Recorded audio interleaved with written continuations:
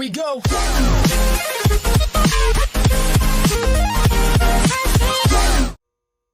Hello karateka, and welcome to Ishizue Karate.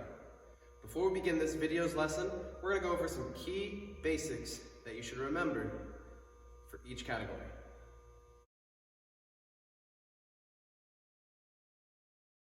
Starting first, we're going to go over some key basics, key things to remember for kata.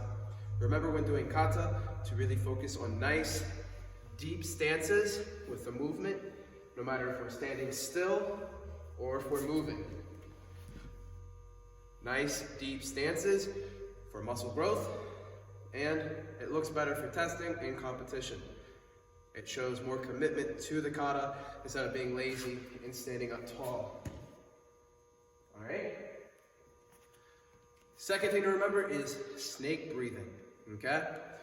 We over-exaggerate snake breathing when we do kata. That way, when we do weightlifting or calisthenics, hitting the bags, or we spar, the breathing comes more naturally. So remember, snake breathing is simply, we breathe in when we have no force, and then we breathe out when force is applied, whether it's with a strike, a block, docking with the legs, picking someone up, picking up weight. You breathe out when force is applied. So if I'm picking up weight, pretend I'm holding a kettlebell between my feet. If I go down to pick it up, I'm gonna breathe in, grab, stand up to exert the most force. And the same breathing technique applies when I am striking or blocking.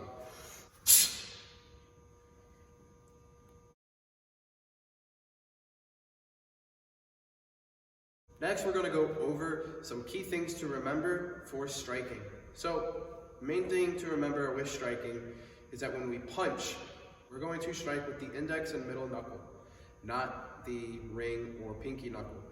Reason being, these two knuckles are a lot stronger than these two when we strike. So we are least likely to break our hand when we strike with the index and middle knuckle.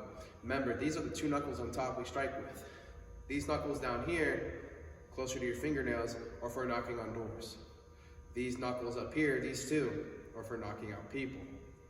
Key thing to remember. Again, now to go along with the knuckles, wrist alignment. When I strike, I don't want my hand to bend or I have a slight bend in my wrist, or else I risk wrist locking myself. It's a bit of a tongue twister. So I need to make sure from knuckle to elbow I have a strong, straight alignment. That way my wrist is protected. Because if I don't, if my elbow is too high or my knuckles are too low, I run the risk of wrist locking myself, okay?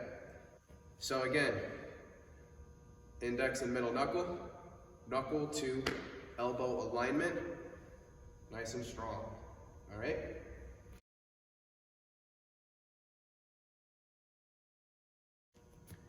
Some key things to remember for foot strikes is striking placement. So the places we like to aim for the most when we are doing Ishizue Karate is the ball of the foot, the heel, the knuckle on top of the foot by the big toe, and the shin. Never want to strike with the ankle, or else we risk injury to the ankle itself. And don't really want to hit with the toes, or because you risk injuring all your toes. So again, ball of the foot, heel, the knuckle by your big toe, and the shin.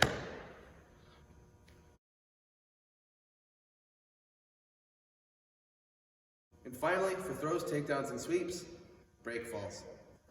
Break falls are very important for the partner being thrown and for you for when you do get thrown. So, break falls we have are forward break fall, backward break fall, and sideways break fall. And now I'm going to go ahead and demonstrate all of those.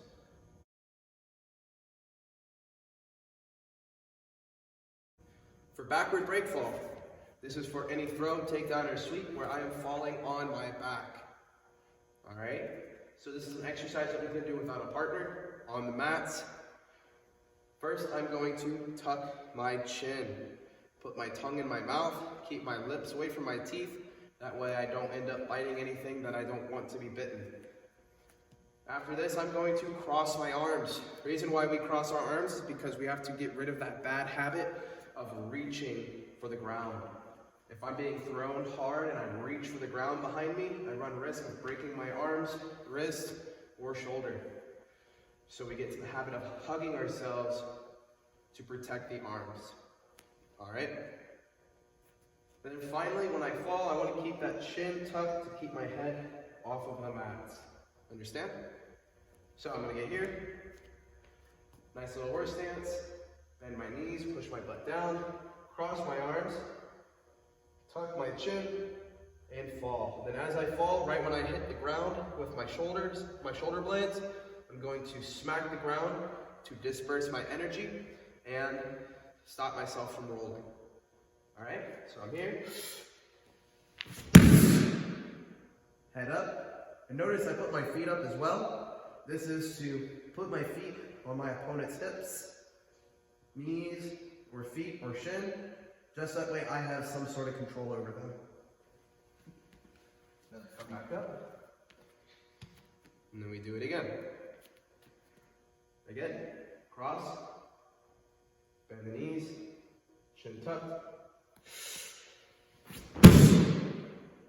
Feet not too high, that way they can't dump my legs over me, want it right where their hips would be. My head is off the ground.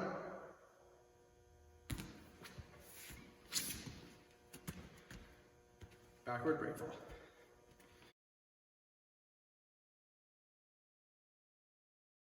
Next, what we're going to do are forward break falls. Forward break falls, you're going to start on your knees, and then if you get the courage to do them from standing, you can, but doing them from your knees works just as well.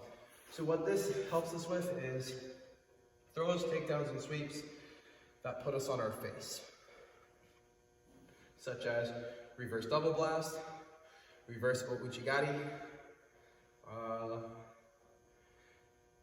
unanage, just any throw or takedown or sweep that puts us flat on our belly and run the risk of smashing our face in the ground. For this exercise, same thing. I'm going to keep my tongue in my mouth, lips away. I'm going to put my forearms up in front of me like I'm doing a plank. All right? Hands above my forehead. That way I don't accidentally punch myself in the eye. I'm going to sit on my knees, nice and tall from the knees to the shoulder. Kick my feet up and fall forward. And keep my head up. Notice I don't look down. That gets my nose closer to the ground. I want to look up towards in front of me. This is going to keep my chin and my face away from the mat better. All right, so one more time. Arms up. Trust in yourself and fall.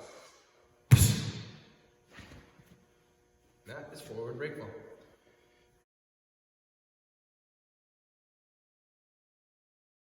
Last one we're going to do is sideways break fall. Sideways break fall is for throws, takedowns, and sweeps that make us fall on our sides. So, sitting up nice and tall, just like I did with the forward break fall, except this time I'm going to point my hand in front of me, and then we'll turn it upside down. All right, so again, in front of me, the thumb's facing the ceiling. Now I'm going to turn it to where the thumb is facing the ground. All right? Now, for this, I'm going to try to land on my tricep. That's going to be the part that's in between the elbow and the shoulder. Other hand, you can grab your bicep, you can smack the mat, you can grab your shoulder, whatever you want.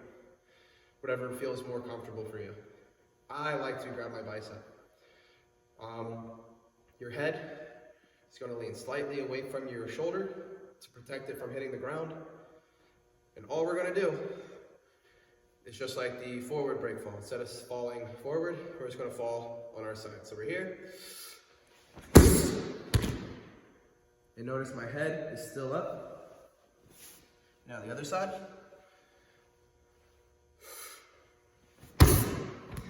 Head is still up. Make sure to practice these before you begin your throws, takedowns, and sweeps.